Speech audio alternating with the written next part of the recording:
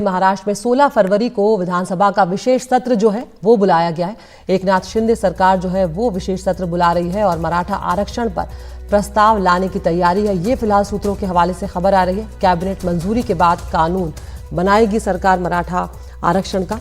लंबे समय से मराठा आरक्षण के लिए हम जानते हैं कि महाराष्ट्र में आंदोलन चल रहा है और महाराष्ट्र की राजनीति जो है वो बहुत ज्यादा मराठा आरक्षण से प्रभावित होती हुई नजर आ रही है। ओबीसी कोटे में छेड़छाड़ को लेकर सरकार में गतिरोध जो है वो भी देखने को मिला है। इस मुद्दे पर छगन भुजबल जो है वो इस्तीफा दे चुके हैं और प्रकाश अंबेडकर ने भुजबल को ओबीसी ब्लॉक बनाने की सलाह दी और साथ ही कहा है कि अगर वो ओबीसी ब्लॉक बनाते हैं तो प्रकाश अंबेडकर साथ देंगे। हमारे साथ हमारे सहयोगी रौनक कुकड़े जुड़ रहे हैं।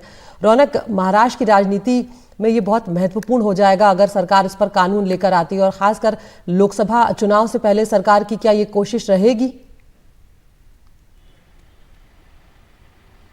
जी देखिए, निश्चित तौर पर हमारे जो सूत्र बता रहे हैं कि महाराष्ट्र कैबिनेट की बैठक जो है वो कल हो सकती है और इस बैठक में जो पिछले दिनों मुख्यमंत्री एकनाथ शिंदे ने पिछड़ा वर्ग आयोग से कहा था कि मराठा समाज की शैक्षणिक सामाजिक जो पिछड़ापन है उसको सिद्ध करने के लिए जो एक सर्वेक्षण महाराष्ट्र में चल रहा था वो लगभग पिछड़ा वर्ग आयोग का पूरा हो चुका है। उसकी रिपोर्ट कैबिनेट में टेबल की जाएगी और वो टेबल करने के बाद कैबिनेट उसको एक्सेप्ट करेगा और बाद में जो विशेष सत्र की मांग लगातार मनोज जरांगे पाटिल सरकार से कर रहे थे तो उस विशेष सत्र को 16 फरवरी को बुलाया जा सकता है। इसकी लगभग तैयारियां सरकार की तरफ से आखिरी स्तर पर जो है वो हमारे सूत्र बता रहे हैं। जो वरिष्ठ सूत्र है वो ये भी जानकारी दे रहे हैं कि कैबिनेट की बैठक में इस प्रस्ताव को एक्सेप्ट करने के बाद 16 तारीख का विशेष सत्र बुलाया जाएगा और इसी विशेष सत्र में राज्यपाल का अभिभाषण भी होगा और उसके बाद मुख्य तौर पर मराठा आरक्षण को लेकर कानून जो है वो विधानसभा में टेबल किया जाएगा। अब इसमें क्या कुछ प्रावधान